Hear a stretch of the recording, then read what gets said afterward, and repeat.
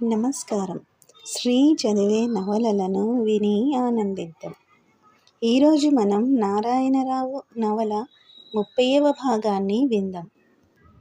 రాజారావు, నారాయణరావు, లక్ష్మీపతి పొలము వైపు ఉదయము వ్యాహాలికి వెళ్ళినారు. కోనసీమ సొబగు వేసవికాలములో వనలక్ష్మియే. ఆంధ్రదేశానికి కోనసీమ నాయకమని ఉభయ గోదావరి మధ్యదేశము రత్నాలే పండుతుంది. ఆముక్తమాల్యదలో శ్రీకృష్ణరాయుడు దక్షిణాది సీమ అందాలు తనివోగా వర్ణించినాడు. కోనసీమ సొబగునకొక మహాగ్రంథమైన ఆంధ్రాన జనించలేదేమో. కోనసీమయందు సర్వశాస్త్ర పారంగతులైన ఉత్తములు ఎన్ని వేల సంవత్సరముల నుండి నివాసము చేయుచుండిరో. కోనసీమ అత్తరువుల మంజూష. మంద మలయ పవనములు, పనస పండులు, కాడమల్లె, బొడ్డుమల్లెలు, నారింజ పువ్వులు, అరటి తోటలు, కొబ్బరి పువ్వులు, పోకయాకులు, మామిడి పూతలు, మధురాతి మధుర సౌరభముల సర్వత్రా కలయంపి చల్లుచుండును. రంగురంగుల శర్కరకేళులు, పనస పండులు, జామ, బత్తాయి, నారింజ, మామిడి ఫలములు కోనసీమ అంతయు మధుర రస పూర్ణితను చేసినవి. అచట సూర్యరశ్మి చొరదు, వేడిగాలులు వీచవు. కొబ్బరి ఆకు చాపలు, పోకదొన్నెలు, పోకతోటల చలువ, పున్నాగముల సుగంధము, పచ్చని తోటలు, నీలపుం గోదావరి, నీలాకాశము, వివిధ పుష్పాలు, ఫలరాజములు, బంగారమే పండు పసిమి కోనసీమ. సీతాఫలాలు, రామఫలాలు నోరూరజేయును. నీలపిల్లి గోవా, కొత్తపల్లి కొబ్బరి, పెద్దరసం, చెరుకు రసం, బంగారు కలిసి, సువర్ణరేఖ, జహంగీర్, తీపి గుటక్, జొన్నలబారు మొదలగు మామిడి ఫలముల ఘుమఘుమనును. కొబ్బరి తోటలు వేనకు వేలు, ప్రతి తోటలో నీటి బోండాలు. గంగా ఫలాలు, కోనసీమ కొబ్బరి సీమ, కొనమల సీమ, క్రొన్నన సీమ. మనవారు తిన్నగా నారాయణరావు తోటకడకు పోయిరి. మోములు కడుగుకొని స్నానములాచరించి, పాలేరు కూడబట్టుకొని వచ్చిన బట్టలు ధరించి, అనతి దూరమున కూలివారు ఆకుమల్లకు నీరుపోయు వరిపొలము వైపుకు పోయిరి. ఆకుమల్ల చెరువులో నుండి ఆకుమల్ల వంపులలోనికి కొన్ని కారెములు, కొన్ని గూడజంటలు నీరు తోడుచున్నవి. అందులో ఒక బాలిక గొంతెత్తి పాట పాడ అందరూ పల్లవి అందుకొనుచుండిరి. ఆకుమల్లాకు నీరు ఆకుమల్లాకు పోయి, లచ్చుమయ్య నీ మచ్చమాయ, సోగమీసాల అందం సొంపు తెలపాగ అందం, ఊగేటి వళ్ళు అందం రాగాల గొంతు అందం, లచ్చుమయ్య నీ మచ్చమాయ. దండకడియాలు వెలుగు కండాలు ముడిసుట్లు, సల్లాని నీ ఎదలో ఒళ్ళు జల్లుమనిపిస్తది, లచ్చుమయ్య నీ మచ్చమాయ. అందరూ గొల్లున నవ్వుకొనిరి. ఆ బాలికతో జంటగా గూడవేయు బాలకుని, దానికి ఎదురు పదమాడరా, ఆడు, లేకపోతే ఓడిపోయినట్టేరో అన్నారు. ఆ యువకుడు తల ఊపి, ఎయ్యవే గూడ నా పిల్ల, తీయని పాటలు పాడేమే, పాట పాటలో కలిపేస్తే పరిగిడు నీరు మల్లల్లో, ఎయ్యవే గూడ నా పిల్ల అని పాడినాడు. బాగుందిరా నాగా, బంగారు నువ్వురా అన్నారు. బంగారు, సెపుకుంటమనవి ఇనవే, నా సొగసు పిల్ల నా గోరు వంక, సెపుకుంటమనవి ఇనవే. ఏమి వీరి ఆనందము, గంజి కదా వారి తిండి, గంటి కదా వారి పడక, పూరి గుడిసె కదా వారి భవనము. ఆనందం ఎక్కడ ఉన్నది, ఇచ్చట మనలోన.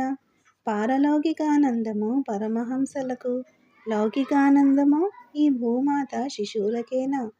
వీరు కవులు, గాయకులు, నర్తకులు. వారు పుట్టినది ప్రకృతి సౌందర్యములో, బ్రతుకునది ప్రకృతి మాధుర్యములో, లయించినది ప్రకృత్యానందములో. తన బోటి వారి నాగరికత, జ్ఞాన సముపార్జన ఇవి ఎల్లా ఎందులకు. తన చరిత్ర వారిలో ఒక సామాన్యుని చరిత్రతో పోల్చి చూచినచో అపహాస్య భాజనమై కన్పట్టును అనుకొనుచు నారాయణరావు తన స్నేహితులతో నడుచుచుండెను. లక్ష్మీపతి తల ఎత్తి, వీళ్ళ కవిత్వం ఎంత అందముగా ఉందిరా! ఇదివరకు ఇది వినలేదు. ఒక్కొక్క యుగానికి ఒక్కొక్క కవిత్వము పైకి రావాలిరా! మహారాజులపై కవిత్వము, పై జాతులపై కవిత్వము అయింది. ఇక జానపదుల కవిత్వము అన్నాడు. ఎవరి భావాల్లో వాళ్ళు ఉన్నారు. భోజనాల వేళ ఇంటికి చేరబోవచ్చు మనవారు ముగ్గురు దొడ్డిదారి వైపు వచ్చుచుండిరి. సోమయ్య కూతురు చెల్లాలు ఇంటి దగ్గరకు వచ్చిరి. అక్కడ సోమయ్య కుమారుడు సత్తయ్యయు, చెల్లాలు మొగుడు సీతన్నయు హోరాహోరీగా కొట్టుకొనుచుండిరి. ఆడవాళ్ళందరూ గొల్లుమనుచు వారిరువురను విడదీయుటకు సర్వవిధముల ప్రయత్నము చేయుచు విపులులగుచుండిరి. నారాయణరావు గబగబా 2 అడుగులు ముందునకు వేసి బలముగా ఇరువురును విడదీసి ఈవల ఆవలకు గెంటివేసెను. అతని కన్నులు విస్ఫులింగ పూరితములై వారిపై తీక్షణములై ప్రసరించినవి. అతను మేఘగర్జనమున, బుద్ధిలేదుట్రా మీకు, వీధిలోని కాట్లకుక్కలా, మిమ్ముల బడిత పట్టుకొని చావగొట్టాలా అనుచు మరియు రౌద్రమూర్తి అయి సింహసమానుడై నిలువబడి ఉండ చూచి పంది ఏనుబోతుల వలె బలిసి ఉన్న ఆ ఇరువురు తలలు వాల్చుకున్నారు. సోమయ్య భార్య రామానుజమ్మ, బాబు రచ్చిచ్చండి, ఈళ్ళిద్దరూ ఇవాళ ఒకళ్ళనొకళ్ళు కొట్టుకొని చంపేసుకునే వోళ్ళండి బాబు, మీరు వచ్చారు దేవుళ్ళులా అని గొల్లుమని ఏడవదొడంగినది. ఏమిటి కారణం, మా దొడ్డికి అప్రతిష్ట తెచ్చారు అని నారాయణరావు అడిగెను. సీతన్న పెళ్ళాన్ని చావగొడుతున్నాడండి. సత్తయ్య వచ్చి అక్కగారిని విడదీసి బావగారితో కలబడ్డాడండి అని అక్కడ చేరిన తూర్పుకాపు చిన్నది పలికినది. ఒరే సీతన్న, వీళ్ళందరి దగ్గర అంటున్నాను, నువ్వు చేసే పని ఎంత ద్రోహమో తెలియనా? ఆడదాని మీద చెయ్యి చేసుకుంటావు, దున్నపోత, చీచి, వట్టి నీచుడవు. సోమన్నకు అల్లుడవా నువ్వు? నీ చరిత్ర అంతా అసహ్యముగా ఉంచుకొని ఇతరాడవాళ్ళ కాపురాలు చెడగొడుతూ పైగా భార్యని కొడతావు. బుద్ధి ఉందా? నీ దుష్టబుద్ధులు మానేయి, లేకపోతే నడు ఈ ఊరు నుంచి. నిన్ను గురించి నాకు ఒక్క మాట వ్యతిరేకంగా రాని, నేను స్వయంగా వచ్చి నిన్ను ఈ కొత్తపేటలోకి రాకుండా తరిమివేస్తాను. అప్పటికి నారాయణరావు కోపము తగ్గినది. వైష్ణవముద్రలు చురచుర అంటినట్లు సీతన్న కుంగిపోవుట చూచి, ఒరే సీతన్న, ఫలాని వారి దొడ్డిలో ఉన్న వాళ్ళనిపించుకోవాలి. ఇంతటితో నేను మన్నిస్తాను. నా మనస్సు మెత్తన, నేను ఎవరి జోలికి వెళ్ళనని తెలుసు కదా నీకు. మా నాన్నగారైతే నిన్ను తోళ్ళు ఊడేటట్టు కొట్టవలసిందే కదా.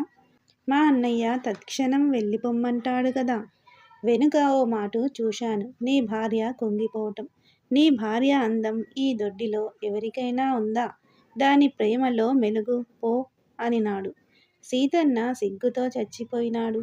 అయ్యో, చిట్టి బాబయ్య గారికి తెలిసిపోయిందే. తేలునన్నా చంపని ఆ దేవుడికి ఎంత కోపం తెప్పించాను అని మనసులో ఎంతయో విచారించినాడు. ఆ రాత్రి పడక గదిలోనికి పోయి చల్లాలు పండుకొని ఉండ పట్టి మంచము దాపున కూర్చుండి ఆమె పాదములనంటి, జమించు పిల్ల, తెలవక చేశా. కలువ పువ్వు దగ్గరుంచుకొని కసింత పువ్వు కోసం పడరాని పాట్లు పడ్డాడంట. ఇక బుద్ధి కలిగి ఉంటా, నీ పాదం ఆన అని ఆమె పాదాలపై తల వంచినాడు. వెక్కి వెక్కి ఏడ్చుచు చల్లాలు కాళ్ళు లాగుకొని లేచి కూర్చున్నది. సీతన్న మంచముపై కూర్చుండి ఆమెను దగ్గరకు లాగుకొని, చంద్రుడుంటే చుక్కెందుకు పిల్ల అనుచు అనునయించెను. పశ్చాత్తాపతప్తుడగు భర్త మోము చూచి నిట్టూర్పు నుంచి ప్రేమపూరితములగు అతని బాహులతల్లో ఆమె ఇమిడిపోయినది. రాజారావు వెళ్ళిపోయినాడు. వీరభద్రరావు వచ్చి అత్తవారింటనే ఉన్నాడు. రాజారావు తన కారు మీద గాని, సుబ్బారాయుడు గారి కారు మీద గాని వలియునప్పుడెల్లా కొత్తపేట వచ్చి సత్యవతిని చూచి వెళ్ళుచుండెదనని చెప్పి, మందుల విషయమై చేయవలసినదంతయు చెప్పి మందులిచ్చి వెళ్ళిపోయినాడు. వీరభద్రరావునకు అతడు మందులు తెప్పించి ఇచ్చుచున్నాడు. ఆ ఏడు గాడ్పులు విపరీతముగా వీచుచున్నవి. కాన సామర్లకోట నుండి తెప్పించిన వట్టివేళ్ల తడికలు కట్టించి నారాయణరావు తన ఇల్లంతయు హిమగిరి వలె ఒనరించెను. రాజమహేంద్రవరము కన్నా కొత్తపేట చాలా చల్లగా ఉన్నది.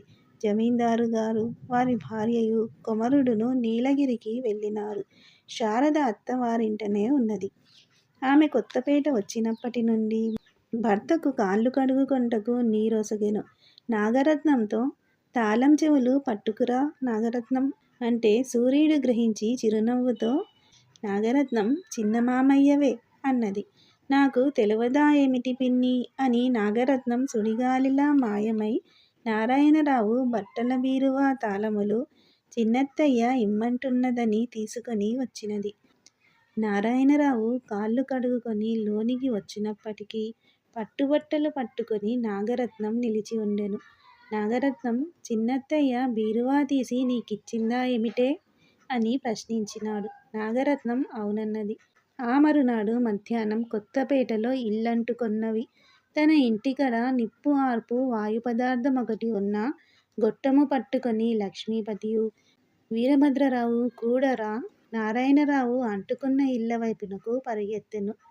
జనములను కేకవేసి నీళ్ల బిందెలను పట్టుకురండని అందరినీ, కడవలు పట్టుకురండని కొందరిని పురమాయించెను. ఇళ్లను ఎక్కువారిని ఇళ్లను ఎక్కించి విప్పించి వేయుచు అప్పుడే అంటుకున్న ఇళ్లలోకి తాను చొరబడుచు సామాను దీయుచు యువకులను ఆ పనికి ఉపయోగించుచు నారాయణరావు ఆగ్నేయాస్త్రమునకు వారుణాస్త్రమైనాడు. గాలి వేయుచున్నందున ఊరంతయు తగులుపడి పోవలసినదే. నారాయణరావు కట్టుదిట్టముచే కొలదీండ్లు మాత్రమే తగులబడి ఆరిపోయినవి.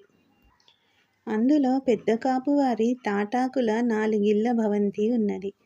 అతడు భాగ్యవంతుడు. ధనము, సామాను, బట్టలు, పెట్టెలు మున్నగు వానిని చాలా వరకు నారాయణరావు మొదలగువారు ఈవెల పడవేసి రక్షించిరి. ఇంతలో పెద్దకాపు వెర్రి ఎత్తిన వానివలె ఏడ్చుచు, చిన్నబాబయ్యగారు, నా కొంప కూలిపోయింది. భోషాణం పట్టుకురాలేదు బాబూ. నా నోటులు, భూమి తనఖా పత్రాలు, క్రయములు అన్నీ అందులో ఉన్నాయి. ఇంక నా పని అయిపోయిందండయ్యో అని ఏడ్చుచూ కూలబడిపోయినాడు. ఇల్లు మహాగ్నిజ్వాలలా విరజిమ్ముచూ ఎర్రటి పూలతో నిండిన తురాయి వలె మండిపోవుచున్నది. పెలపెల ధన్ ధన్ మను ధ్వనులు పిడుగుబోలి దెసల ఆవరించుచున్నవి. జ్వాలలు మిన్నంటిపోవుచుండెను. ఆ వేడి భరింప వీలులేనిది. నారాయణరావు ఒకసారి మహావైశ్వానర తాండవము పారచూచినాడు. పెద్దకాపు నిస్సహాయతను తిలకించినాడు. భోషాణం ఎక్కడుందంటావు? సావిట్లో తండ్రి. నీళ్లతో 2 బిందెలర్రో అని కేకపెట్టినాడు నారాయణుడు. నీళ్లు కారుతూ ఉండే 2 తడిగుడ్డలు నా నెత్తిమీద వెయ్యి బావా అని లక్ష్మీపతిని కేకవేసినాడతడు. లక్ష్మీపతియు వీరభద్రరావును తడిగుడ్డలు నెత్తిమీద వేయుటయు 2 చేతులా 2 బిందెలు పుచ్చుకొని నారాయణరావు లోని కురికినాడు. అందరూ గొల్లుమన్నారు. అతడట్లు చేయునని ఎవరనుకొనినారు? వద్దండో అని పెద్దకాపు, అదేమిటోయ్ బావా అని పొలికేక వీరభద్రరావు. నారాయణరావు గారో కొంపలు ముంచకండో అని జనమంతయును. వీరభద్రరావు స్తబ్దుడై నిలబడిపోయినాడు. లక్ష్మీపతి తన బావ వెన్నంటి వెళ్ళబోయినాడు. నారాయణుడు అతనికి గుమ్మముకడ కనిపించలేదు. మంటలాతని గుమ్మముకడ నుంచి తరిమివేసినవి. అందరూ ఆశ్చర్యముతో భయముతో నిశ్చేష్టులై మంటలును శబ్దము చేయుట కూడా మానినవి. గుమ్మముకడ ఒక బిందెడు నీళ్లు తలపై ద్రిమ్మరించుకొని ఆ బిందెను వెనుకకు విసిరివేచి వంగిపోయినాడు. మండువాలోనున్న భోషాణము దగ్గరకు నారాయణరావు. అతని సాహస ఔదార్యాలకు మెచ్చి వైశ్వానరుడు మిద్దెయున్న ఆ సావిడిలోనికి తొంగిచూచుట మానినాడు. మండువాలోని మంటలు గుప్పు గుప్పున వచ్చుచున్నవి. అప్పుడే భోషాణం అంటుకొన్నది. 2వ బిందె నీరు నెత్తిపై కుమ్మరించుకొని వంగి భోషాణం ముందు కాలు రెండునూ పట్టి ఎత్తి దడదడ గుమ్మము కడకు లాగుకొని వచ్చినాడు.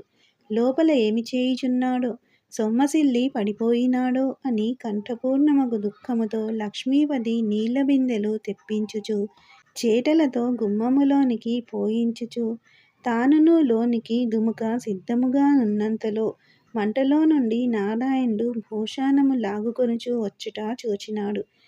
నారాయణుడు గుమ్మము వరకు వెనుకకోలు వచ్చినట్లు లాగి మహాసత్వమున హుంకరించి భూషాణమును ఒక పెట్టు అటు అడ్డముగా తిప్పి ఆ వెనుక కాలును ఇటు అడ్డముగా తిప్పి ఈ వెనుక కాలును ఈవలికి లాగి బరబరా ఈడ్చి లాగి పారవేచి ఖాండవ దహనము చేయు అర్జునుని వలె లంక దహించు ఆంజనేయుని వలె నిలుచుండి లక్ష్మీపతి కడకు వచ్చి అలసటపడి రోజుచూ పడిపోయినాడు. వేడిగాల్పులో అగ్నిహోత్రుని వేడిలో జనమునకు గాడ్పు తగులకుండా ఒనర్చుటకు వేడి కాఫీ 2-3 బిందెలు పంపించమని తల్లితో నారాయణుడు ముందే చెప్పి వచ్చినాడు. ఆ వేడి కాఫీ ఎంతమంది ప్రాణములను రక్షించినది. లక్ష్మీపతి గజగజ వణుకుచు నారాయణరావు నదిమి పట్టుకొని తన ఒడిలో చేర్చి కళ్ళనీరు కారుచుండా ఇంత కాఫీ బావమరిది పెదవులకందించి త్రావించినాడు.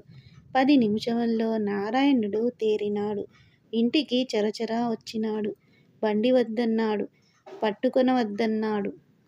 ఆమె మనోనేత్రములకు నారాయణ్ణి కమెచ్చుల దండలు, పొంకమగు కంఠనరములు, తేజస్సును సూచించుచు మచ్చునకేని ఒక అపశృతి రేఖలేని సుందరమగు మోము, నల్లని ఒత్తైన జుట్టు, విశాలమైన ఎత్తైన ఛాతీ, పొడుగుగా ఆ రూపమును చూచి ఈయన దేవత వలెనున్నాడని ఆమె భావించి సిగ్గుపడినది. తన అక్క శకుంతల మరిదిగారన్న ఎంత గౌరవము చూపును. తన తండ్రికి అల్లునిపై ప్రేమ ఇంతింత కాదు. కొంచెమైనచో ఎంత ఆపత్తు కలిగియుండును. ఎలాగునైనా కొంచెము జాగ్రత్తగా ఉండవలెనని నాన్నగారితో చెప్పించవలెను. ఈయన ఎంత పరోపకారి. ఆమె హృదయము పూర్ణమైనది. తలుపులు దగ్గర వేసుకొని నిదురించి తన భర్తను చూచి పులకరించిపోయినది. సిగ్గుచే మొగము జేవురింప నెమ్మదిగా తన భర్త దగ్గర చేరి అతని తనివోవా పరికించి అతని తలను అంటనట్లంటినది. ఒక్కసారి ఆమె హృదయము పున్నమనాటి సంద్రమై ఉత్తుంగ తరంగయుతమై పొంగినది. ఊరంతయు నారాయణరావు గారు, నారాయణరావు గారు అని చెప్పుకున్నారు. నిప్పంతయు నిశ్శేషముగా ఆర్పివేయుటకు జనము నియమింపవలయునని పెద్దకాపుతో చెప్పి నారాయణరావు ఇంటికి వచ్చెను. వీరభద్రుని ఆశ్చర్యంనకు మితిలేదు. ఇతడా నా బావమరిది అని అతడు ఆశ్చర్యచకితుడైనాడు. అతని ప్రేమంతయు నారాయణరావును ఆవరించిపోయినది.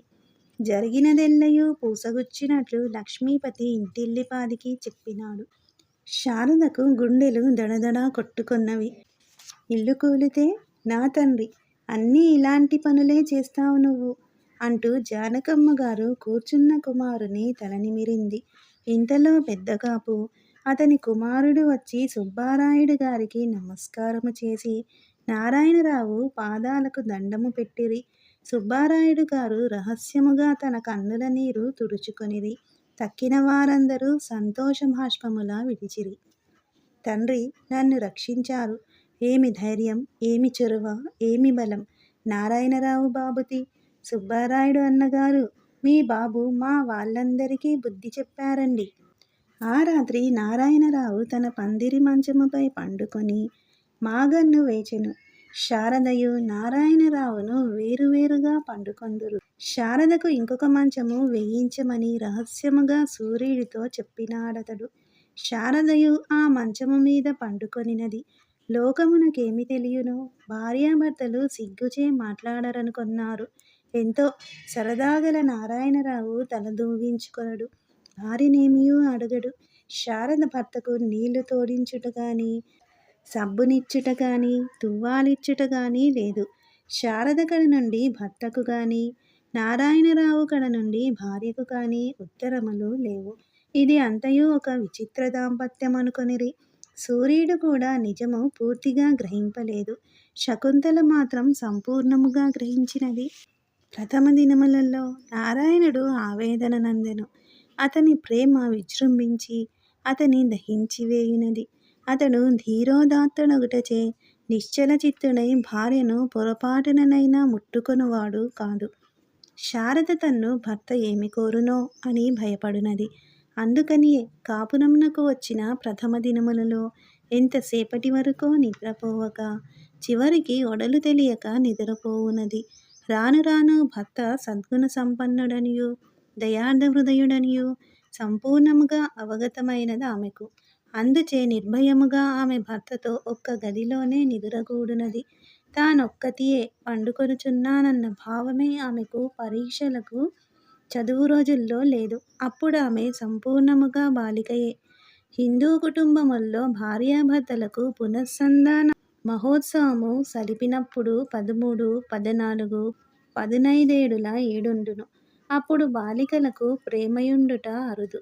రాను రాను వారికి భర్తలయందు అనురాగము వృద్ధియగును. చెన్నపురిలో భర్త పాటలు, భర్త మాటలు విన ఆమె కుతూహలపడినది. ఫిడేలు వాయించుకొనుచు పరవశుడై గొంతెత్తి గంభీర మధురముగా పాటలు పాడు భర్త పాట నేపథ్యమున నుండి వినుచు శారద పారవశ్యత అందునది. 2-3 సార్లు ఆమె తాను భర్తను ప్రేమించుచున్నానే అని సంధియమందినది. ఏల ప్రేమింపకూడదు? భర్త సుందరుడని ప్రతివారును చెప్పెదరే. నిజముగా సుందరుడే. ఏమి తెలివితేటలు! నేడు నారాయణరావు చేసిన ఈ మహాద్భుత కార్యము ఎవరు జరుపగలరు? మహావీరుడు తన భర్త. గ్రీకు కథల్లో చదివిన వీరాగ్రగణ్యుల కీయన ఏల తీసిపోవును? ఆయన రూపము బొమ్మలలో వేయు వీరులకెంత మాత్రమును తీసిపోదు. స్నానము చేయినప్పుడాయన మూర్తి ఎంత సుందరమై కనిపించును. ఆమె నేత్రములకు నారాయణ్ణి దండలు, పొంకమగు కంఠనరములు, తేజస్సును సూచించుచు మచ్చునకేని ఒక అపశృతి రేఖ లేని సుందరమగు మోము, నల్లని ఒత్తైన జుట్టు, విశాలమై ఎత్తైన ఛాతి, పొడుగగు ఆ రూపమును చూచి ఈయన దేవత వలెనున్నాడని ఆమె భావించి సిగ్గుపడినది. తన అక్క శకుంతల మరిదిగారన్న ఎంత గౌరవము చూపును. తన తండ్రికి అల్లునిపై ప్రేమ ఇంతింత కాదు. కొంచెమైనచో ఎంత ఆపత్తు కలిగియుండును. ఎలాగునైనా కొంచెము జాగ్రత్తగా నుండవలయునని నాన్నగారితో చెప్పించవలెను. ఈయన ఎంత పరోపకారి! ఆమె హృదయము పూర్ణమైనది. తలుపులు దగ్గర వేసుకుని నిదురించు తన భర్తను చూచి పులకరించిపోయినది. సిగ్గుచే మొగము జేవురింప నెమ్మదిగా తన భర్త పర్యంకము సేరి అతని తనివోవ పరికించి అతని తల అంటి అంటునట్లంటినది. ఒక్కసారి ఆమె హృదయము పున్నామనాటి సంద్రమై ఉత్తుంగ తరంగయుతమై పొంగినది. ఈయన కాళ్ళకడ నేను పండుకొనరాదు? ఇతడేనా తన నాథుడు? తండ్రిగారిది అంతయు చూచియేనా తన్ని మహాభాగునికిచ్చినారు. ఆమె అతనికి నమస్కరించినది. చిరునవ్వుల నాట్యములాడునా అన్నట్లు. సహజముగా వంపురేఖలున్న అతని పెదవుల చూచి తన పెదవులు మెత్తదనము తలుచుకొని ఆ పెదవుల ఆమె మత్తిల్లినది. కనుల బరువులావరించినవి. వెలుగున్నదో లేదో అనిపించు పడకగది దీపపు వెలుగులు, నిదుర నటించు భర్త ఒక దివ్యపురుషునిగా కనిపింపచేయునామె అతని పదముల కడ నెమ్మదిగా చేరి పండుకొన్నది. అతని పాదములు తన యొడలికి తగులుటచే ఏదియో వర్ణింపరాని అద్భుత మాధుర్యము విద్యుల్లత వలె ఆమె శరీరమంతయు ప్రాకిపోయినది. ఈ ఉత్తమ పురుషుడు, ఈ సౌందర్యనిధి, ఈ వీరసింహుడు తన భర్త. తన్ను ప్రేమించి తన్ను వివాహమాడినాడు. తానెంత మూర్ఖురాలై సంచరించినది. పెన్నిధిని పెంటప్రోవనుకున్నది. ఈయన తన్ను చేపట్టునా? తన్ను తీయని మాటల ఆదరించునా? ఆ గంభీర దుష్టులతో తన్ను చూడనైనా చూచునా? ఆ వెడదరొమ్మున బలములు తిరుగు బాహువులతో తన్నదిమివేయునా? తానెంత శిక్షకైనా అర్హురాలు. ఆమెకు భయం ఆవరించినది. ఆయన పాదములనంటి వ్రేయి మ్రొక్కులు మ్రొక్కినది. ఆయన మన్నించునా? మన్నించునా? ఇది అంతయు నారాయణరావు చూచుచున్నాడు. ఆమె తన కడకు వచ్చినప్పుడు, తన తల ఆమె తాకినప్పుడు అతని యొడలు జల్లుమని పోయినది. అతని హృదయము ఉప్పొంగిపోయినది. 1000 తీపుల అతని అలిమినట్లయినది. లేచి ఆ బాలనేల కౌగిలిలో నదిమివేయరాదు? రూపెత్తిన లాలిత్యము తన ప్రణయకాంత సౌందర్యము. సౌందర్యమునకు వన్నెలు దిద్దు సౌందర్యము. ఇన్నాళ్లకు ఈమె తన్ననుగ్రహింపనున్నదా? జరిగినదంతయు కలకానున్నదా? ఆమెను తన జీవితాశయమూర్తిగా నర్చుకొని ఆమెతో లోకాలనావరించి ఆమెను పూజించి ఆమె దివ్య గాంధర్వములో లయమై ఆమెయు తానును లయమైపోవుట ఎన్నడు? ఇంకను ఆమె గాఢోత్కంఠమై ప్రేమ మహాజుంజూనిలయములా కదలిపోవలె. అతడు కదలక అట్లే స్వప్నమధురాకాంక్షలా తేలిపోవుచున్నాడు. ఘడియలు గడిచిపోవుచూనే ఉన్నవి. మరునాడు శారదాదేవి మొదటి తరగతిలో కృతార్థురాలైనట్లు, సూర్యకాంతమునకు అన్నియు మంచి గుణములు వచ్చినట్లు జమీందారు గారు కూనూరు నుండి తంతి పంపిరి. నారాయణరావునకు అన్నియు శుభవార్తలే. 2 రోజుల క్రిందటనే రామచంద్రరావు 4 రోజులలో సింహలమందు దిగునని తంతి వచ్చినది. ఇదివరకే చెన్నపురిలో రవ్వలు చెక్కిన గాజుల జతలు 2 ఒక్కొక్కటి 500కు నారాయణరావు కొన్నాడు. అవి పరీక్షలలో నెగ్గబోవు ఈ బాలికలకు బహుమతులకే. సన్నని గాజులు, వాటిపై అచ్చటచ్చటా చక్కని చిన్న రవ్వలు. ఆ 2 జతలు నారాయణరావు భార్యకొకటి, చెల్లెలికొకటి బహుమానములిచ్చెను. వారెంతయు ఉప్పొంగిరి. ఆ రోజున సుబ్బారాయుడు గారు తన దొడ్డిలోని ఆడవారందరికీ ఖద్దరు రవిక గుడ్డలు, పండ్లు బహుమతులు పంపించిరి.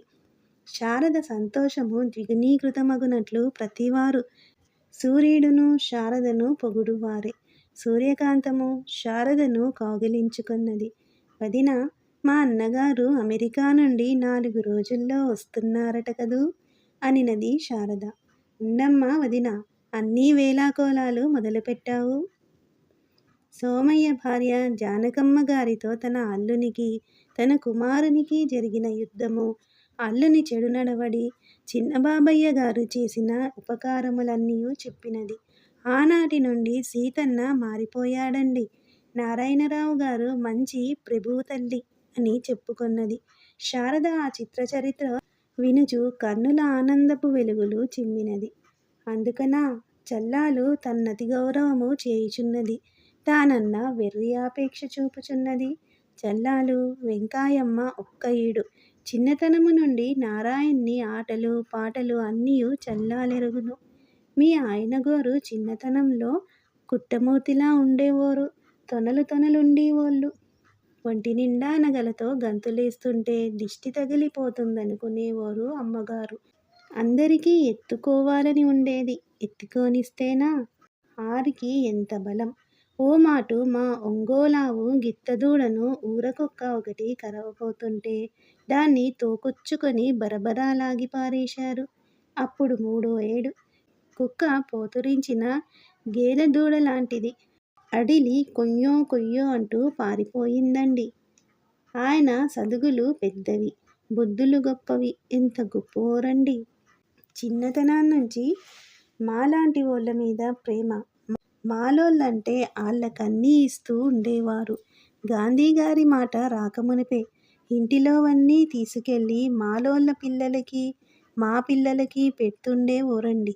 ఎంత బతికి మా వోళ్ళంతా భజన చేస్తూ ఉంటే ఆ అందం ఒలికే కన్నుల్తో చూస్తూ ఉండేవారు. దయ ఇంతింత కాదండి. మేం అప్పుడే అనుకునేవోళ్ళం ఈయన ప్రపంచంలోకెల్లా తెలివైనవోరని. చదువులు అవి ఎలాగుండేవి? శారద ఆ ప్రశ్న అప్రయత్నముగా వేసినది. తానేనా అడిగినది అని ఆశ్చర్యపు పడినది. అమ్మయ్యో, ఆరి చదువేమిటి అద్భుతం కాదమ్మా! నీ అదృష్టం అమ్మా! మీ ఇద్దరికీ ఈడు జోడు. తల్లి మీకీ పాటికి చిన్నతనంలో నారాయణంగారి వంటి బొజ్జనాన్నగోరు పుట్టాలండి. ముందు సంవత్సరం తప్పకుండా పుడతారులేండి. ఖైదుకు వెళ్ళారా? అవునండి. ఇంతప్పట్నుంచీ నెచ్చెరులే. అంతలో గాంధీగారొచ్చారు. ఒక్కటే నెచ్చెరులు నారాయణగోరు. తచ్చనం ఆయన్ని పట్టుకొని 6 నెల్లు ఖైదులో ఏశారు. ఎంతమందొచ్చారు బాబో 6 ఖైదుకు వెళ్ళేటప్పుడు. ఈ సీమోళ్ళంతా వచ్చారండి. ఖైదులో ఉన్నప్పుడు నిదురలేదు, తిండి లేదు మా జానకమ్మగోరికి. పెద్దయ్యగోరు మాత్రం ధైర్యంగా ఉన్నారండి. జైలు నుండి రాగానే మీ అత్తగోరు ఆరతి ఇచ్చారుండి. పూజలు పురస్కారాలు జరిపారుండి. వారం రోజులైన వెనుక మధుర నుంచి రామచంద్రరావు తన్ను విప్లవకారుల్లో ఒకనిగా ఎంచి పోలీసువారు నిర్బంధించిరని, నారాయణుని తక్షణము రమ్మనియూ తంతివాత పంపెను. నారాయణుడు ఆ వెంటనే బయలుదేరి మెయిలందుకొని చెన్నపురి వెళ్ళినాడు. ఆ సాయంకాలము మెయిలులో మధురకు పోవచ్చుననియూ పోలీసు ముఖ్యాధికారితో ఈ విషయమై మాట్లాడుట మంచిదనియూ తలచి తన న్యాయవాది గురువు కడకు పోయి అంతయు చెప్పెను. వారును నారాయణరావును కలిసి రాజధాని పోలీసు ముఖ్యాధికారి కార్యాలయమునకొచ్చని అచ్చట విచారించగా రామచంద్రరావు విషయమై ఏదియో గూఢ సమాచారమును అందునకు సంబంధించిన కాగితములను ముఖ్యాధికారికి అందినట్లును ఆయనే రామచంద్రరావును బంధింప ఉత్తర్వులిచ్చినట్లు ఇది అంతయు ప్రాణకాంతబోసు గండారు సింగులపై ప్రభుత్వం వారు తెచ్చిన అభియోగమునకు సంబంధించినదనియూ తెలిసినది. దానితో నారాయణరావు తిన్నగా నీలగిరికి కూనూరు పోయినాడు. మామగారితో మాట్లాడినాడు. మామగారిని తీసుకొని ఉదకమండలము వెళ్ళినాడు. జమీందారు గారు ముఖ్యమంత్రిని పట్టుకొని ఆయనతో కలిసి పోలీసు ముఖ్యాధికారి కడకు వెళ్ళినారు. మంత్రియు జమీందారును రామచంద్రరావు కేసు విషయమై వచ్చినారని వినగానే ఆ ఉద్యోగి ఆశ్చర్యమునంది మీకు చుట్టమాండి రాజాగారు అని ప్రశ్నించి ఇవిగో ఇవి అతని కేసుకు సంబంధించిన కాగితాలు. మా వాళ్ళు 10 రోజులు రిమాండ్ పుచ్చుకున్నారు. అనుమానాస్పదులైన కారణాలు చాలా ఉన్నవి అని తెలియచెప్పెను. జమీందారు గారా కాగితములన్నీ పరీక్ష చేసిరి. అమెరికాలో రహస్య శాఖ కర్మచారుడు వ్రాసిన సమజాయిషీలవి. అమెరికాలో తిలకు జన్మదిన మహోత్సవ సందర్భమున రామచంద్రరావు ఉపన్యాసమిచ్చినట్లు ఆ ఉపన్యాసము విప్లవవాద పూరితమై ఉన్నట్లు భారత్ సందేశ్ అను పత్రికలో రామచంద్రరావు తీవ్ర వాదనలతో వ్యాసము వ్రాసినట్లు ప్రాణకాంత బోసు మొదలగు వారితో కలిసి భారతదేశమున విప్లవము గలుగజేయు రహస్యాలోచనములు సలిపినట్లు ఈ మొదలగు వివరములందున్నవి. అవన్నీయు అప్రూవరుగా మారిన ఒక ముద్దాయి వలన గ్రహించిన విషయములు. ఇన్స్పెక్టర్ జనరల్ గారి అనుమతితో జమీందారు గారు వెళ్ళి ప్రభుత్వ న్యాయవాది గారిని తీసుకొని వచ్చిరి. వారందరూ రామచంద్రరావు గారి కేసును గూర్చి సంపూర్ణముగా తమలో తాము చర్చించుకొనిరి. అడ్వకేటు జనరల్ గారితోడను ముఖ్యమంత్రి గారితోడను పోలీసు ముఖ్య న్యాయాధికారితోడను రామచంద్రరావు చాలా తెలివైన యువకుడనియు అతడు ప్రపంచమంతటా లెక్కలలో ప్రసిద్ధికెక్కిన కొద్ది మందిలో ఒకడనియు అతనికి ఆంధ్ర విశ్వవిద్యాలయ కళాశాలలో ఆచార్య పదవి సముపార్జింప కోరికనియు అతడు ఎంఎస్సి పట్టము అందినాడనియు ఆంధ్రుల్లో అట్టివారితరులెవ్వరూ లేరనియూ చెప్పి వాదించినారు జమీందారు గారు. అడ్వకేటు జనరల్ గారు కాగితములన్నీ పరిశీలించి ఇందులో ఇంతవరకున్నది 2 సాక్ష్యములు. ఒకటి అమెరికా రహస్యచారుడు, 2 విప్లవకారుల్లో ప్రభుత్వ పక్షానికి తిరిగినవాడు. వాళ్ళు ఏమి చెప్పగలరు? ఒకరు రామచంద్రరావు పత్రికలో వ్రాసినట్లు ఉపన్యాసమిచ్చినట్లు చెప్పెను. మరి ఒకడు ఒక రాత్రి వీరందరూ కలిసినట్లు మోము కప్పబడి ఉన్నట్లు చెప్పును. వార్తాపత్రికలు సాక్ష్యములుగా పనికిరావు. రాత్రివేళ ఒకరినొకరు గుర్తించుట ఎట్లు? ప్రాణకాంత బోసు గండారు సింగుల కేసులో సంగతి వేరు. వారు హిందూ దేశమునకు వచ్చి బాంబులు తయారు చేయుట మొదలు పెట్టినారు. ఇంకను హిందూ దేశములో ఏవేవో చేసినారు. ఆ సాక్ష్యబలమున ఇది అంతా ప్రభుత్వముపై కుట్ర అని అర్థమైనది. ఆ కేసులో రామచంద్రునకు సంబంధము లేదు అని ఆయన వాదించినాడు. ముఖ్యమంత్రియు రామచంద్రుడు నిర్దోషి అని చాలా గట్టిగా చెప్పినాడు. సరే అని ఎట్టకేలకు పోలీసు ముఖ్యాధికారి ఒప్పుకొనుచు కేంద్ర ప్రభుత్వం వారికి జరిగిన విషయములు రామచంద్రరావుపై కేసు లేదనియు మదరాసు ప్రభుత్వం వారును తనతో ఏకీభవించుచున్నారనియు మనవి చేయుచు రాసెను. శ్రీ మదరాసు గవర్నర్ గారు ఇన్స్పెక్టర్ జనరల్ గారు వచ్చిన పని మంచిదని అట్లు చేయవచ్చుననియు అనుమతినిచ్చిరి. ప్రభుత్వపు తంత్రి రామచంద్రుని విడుదల చేయమని మరునాడు జిల్లా పోలీసు సూపరింటెండెంటుకు పోయినది. జమీందారు గారు సంతోషముతో ముఖ్యమంత్రి కడ నుండియు పోలీసు ముఖ్యాధికారి నుండియు ముఖ్య న్యాయవాది కడ నుండియు సెలవు పుచ్చుకొని నారాయణరావు కడకు వచ్చెను. వారిరువురు కలిసి కూనూరు వెళ్ళిరి. నారాయణరావు అత్తగారికి భార్య మేనత్తకు నమస్కరించి కేశవచంద్రుని కౌగలించుకొని మామగారి కడ సెలవు పుచ్చుకొని మధుర ప్రయాణమయ్యెను. తాను వచ్చుచున్నాననియు విడుదల చేసెదరనియు తన బావకతడు మధురకు తంతి పంపెను. ఈ నవల మీకు నచ్చితే సబ్స్క్రైబ్ చేయండి, షేర్ చేయండి, లైక్ చేయండి, బెల్ ఐకాన్ను ప్రెస్ చేయండి. శ్రీ ఛానల్ ఆడియో నవలను వింటున్నందుకు ధన్యవాదములు.